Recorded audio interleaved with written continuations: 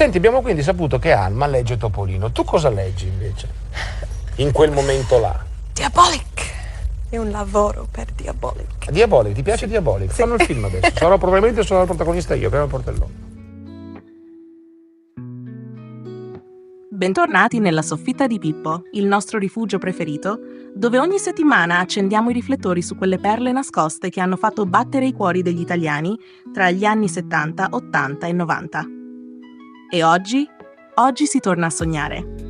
Apriamo insieme il nostro baule dei ricordi per raccontarvi la storia di una showgirl e cantante che ha lasciato il segno, ma davvero il segno, nei cuori degli spettatori di tutta Italia.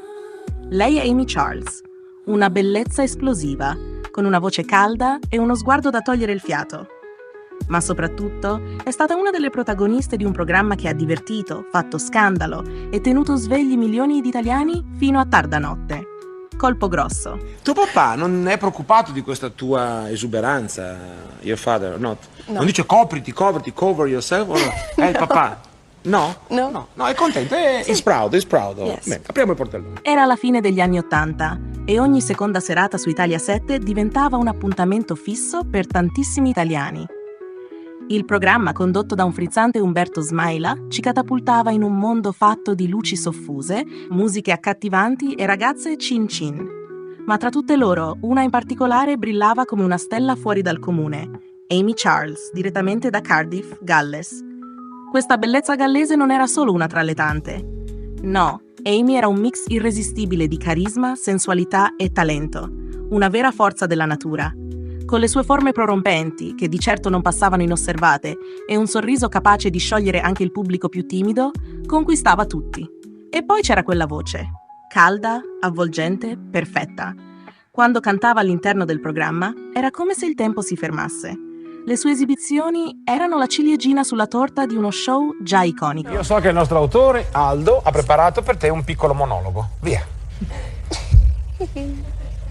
Coraggio, vai. Stai scherzando? Ah, non è vero. Ah, no, era la prossima puntata. Ah, stai studiando? Sì, sto studiando. Un monologo. Ah, ecco, ho capito. Colpo Grosso non era solo intrattenimento, era un vero fenomeno culturale e Amy ne era una delle punte di diamante. Una musa che bastava guardare un secondo per innamorarsene perdutamente. E voi ve le ricordate quelle serate? Quando restavamo incollati allo schermo, sperando che toccasse proprio a lei salire sul palco, con quel suo sorriso birichino e quelle curve da capogiro? Io sì. E confesso, Amy Charles ha avuto un ruolo fondamentale nei miei sogni adolescenziali. Scrivetemi nei commenti se anche voi avevate un debole per quella super gallese tutta fascino e talento. Ma attenzione, perché qui la storia non finisce. Dopo aver fatto girare la testa a mezza Italia, Amy ha deciso di inseguire un altro sogno, quello della musica. E lo ha fatto sul serio, mica per gioco. Partiamo dall'inizio. Il 4 luglio 1970, in una soleggiata giornata estiva, nasceva a Cardiff Amy Louise Charles. E con una data di nascita così luminosa, non poteva che portare luce e calore ovunque andasse. Cresciuta in una città vibrante di cultura e musica, Amy fin da giovanissima ha mostrato un talento fuori dal comune. Moda, spettacolo, canto. Ogni occasione era buona per mettersi in gioco. Ma come ogni vera diva, il suo percorso non è stato tutto rose e fiori. Per arrivare a Colpo Grosso ha affrontato sacrifici, viaggi, scelte coraggiose. Lasciare il Regno Unito per l'Italia non era una passeggiata, ma Amy aveva un obiettivo chiaro: lasciare il segno, e così è stato. Grazie alla sua voce magnetica e al suo fascino travolgente, Amy è diventata presto una delle ragazze più amate del programma. Ma dopo la TV, ecco la svolta musicale. Il 1992 segna l'inizio della sua carriera da cantante con il singolo Weekend, un brano dance che conquista subito il pubblico. Sempre nello stesso anno si cimenta in una cover potente di No More Tears, Enough is Enough, lo storico duetto tra Barbra Streisand e Donna Summer. E sapete una cosa? La sua versione non sfigurava affatto, anzi aveva un suo tocco personale, deciso e raffinato. Negli anni 90, Amy si lancia in una serie di singoli che la consacrano nel panorama dance europeo. Gimme Some, Ico Ico, solo per citarne alcuni. Quest'ultimo in particolare, Ico Ico, diventa una vera hit internazionale, trasmessa nelle discoteche e dalle radio di mezzo mondo. E non finisce qui.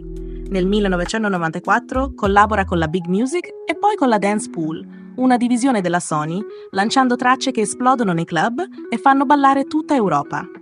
Jim e Sam viene presentato con grande stile all'IDMD, confermando l'interesse crescente per il suo stile fresco e coinvolgente. Ma Amy non è solo voce, scrive anche per altri artisti. Tra i suoi contributi più noti c'è Stand Up and Shout, un inno grintoso che racchiude tutta l'energia della dance anni 90. Il suo successo varca i confini europei. I suoi brani entrano nelle classifiche di Canada e Stati Uniti, affermandola come una vera artista internazionale. Nonostante i cambi di nome d'arte e le inevitabili difficoltà nel mondo discografico, Amy resta sempre fedele alla sua passione per la musica. Si reinventa, sperimenta, collabora con produttori di talento, ma non perde mai la sua autenticità. E oggi? Oggi Amy Charles, ancora bellissima, vive nella sua Cardiff, lontana dai riflettori, ma mai troppo lontana dalla musica. Continua a scrivere, comporre e vivere la sua creatività con la stessa passione di sempre. Non ama la ribalta come un tempo, ma conserva quella scintilla artistica che ha incantato un'intera generazione. Amy ha scelto una vita più riservata, dedicata alla famiglia e alla crescita personale. Ma noi, qui nella soffitta, non possiamo dimenticarla. Perché Amy Charles è molto più della ragazza Cin Cin di Colpo Grosso. È un'icona, un ricordo indelebile nella memoria collettiva di chi ha vissuto quell'epoca d'oro. E con questo omaggio chiudiamo l'episodio di oggi. Ricordiamo Amy per la sua sensualità, il suo talento e quel modo unico di stregare il pubblico con un solo sguardo. La ragazza Cin Cin resterà per sempre un simbolo di una televisione più ingenua, più divertente e, ammettiamolo, anche più piccante. Non dimenticate di iscrivervi alla Soffitta di Pippo per non perdere le prossime puntate. Lasciate un like se vi siete emozionati e scrivete nei commenti quale stella del passato vorreste vedere protagonista della prossima avventura nella nostra soffitta. Alla prossima e cliccate sul video qui accanto per scoprire un'altra meravigliosa regina della nostalgia.